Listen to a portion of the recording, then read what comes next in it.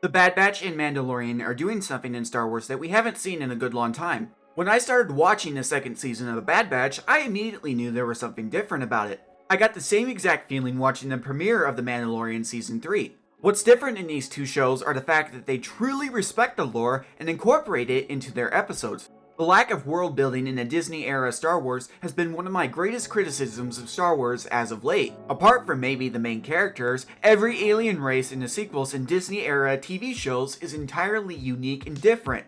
They might have had one or two alien species that were featured in Star Wars before, but the rest were completely new. Now, this is not to say the new species are bad, quite the opposite, as we have seen with species like the Gungans, the Beskar, Kaleesh, and Togruta, and many others in the prequels. Their inclusion in the universe actually expands it and makes it feel like an entire massive galaxy with trillions of species all coexisting, but you also have to make the prominent species prominent. Rhodians, Celestians, Mon Calamari, Quarren, Wookiees, Twi'leks, Togruta, Duros, Zabraks, Erothians, Hutts, and Trandoshians are the most prominent species next to humans in Star Wars, and the prequels, Clone Wars, Rebels, and original trilogy have done a great job at respecting this. The Disney era, however, has not. You also have to look at the planets as well. The sequel trilogy featured almost none of the planets that were established in either the prequel or original trilogy era. In addition, each of these planets were brand new, and while that can work, Disney has a vast array of thousands of pre-existing planets available for use in their stories. That's not to say that new planets aren't good, because look at planets like Naboo, Geonosis, Mustafar, Kamino, Coruscant, Kashyyyk, Mygeeto, and Felucia in the prequels. They were all absolutely amazing, but they also have one thing in common. They world-built the Star Wars universe and expanded it. The reason these all work is because they all feel new, but they also feel like Star Wars. George Lucas truly knew how to world build correctly. In comparison, all the Disney-era Star Wars planets are totally generic and forgettable. It's hard to name one planet from the sequel trilogy other than maybe Crate. Founded on this is the fact that there were few to no planets from previous Star Wars other than Mustafar and Tatooine in the sequels. In the Season 2 premiere of The Bad Batch are sent to Serrano, the homeworld of Count Dooku.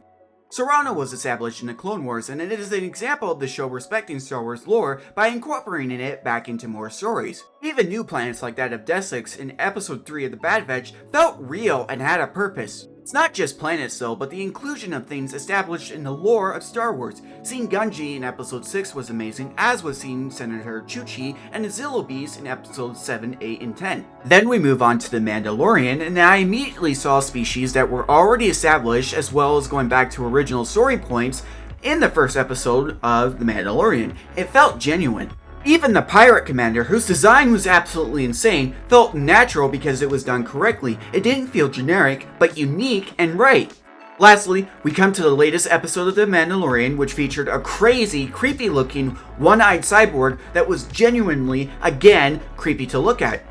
What I love about this creature is its design is insanely unique and cool. It's again, not generic. Past that, we finally get to see Mandalore in live action, and moreover, finally, a Mythosaur. This is something that was established all the way back in 1977 in the 69th edition of the Star Wars comic by Marvel. I guess my point with all of this is that Mando and Bad Batch are doing something that I really haven't seen a lot of in Disney-era Star Wars, and that is a respect of the Star Wars lore. When you think about it, the shows that do this are the ones that feature Favreau and Filoni as writers or directors, and the ones that don't have them as prominent roles in either writing or directing. Star Wars fans praise Favreau and Filoni almost all the time, but in reality, they really do genuinely know what Star Wars is all about. I really do hope they get an even more prominent role in deciding what Star Wars is in the future, because they really do get it. Anyways, that's what I think Mando and Bad Batch are doing better for Star Wars. Let me know what you think. Do you agree or disagree? Let me know in the comment section below. Regardless, stay awesome, and I will catch you in the next one.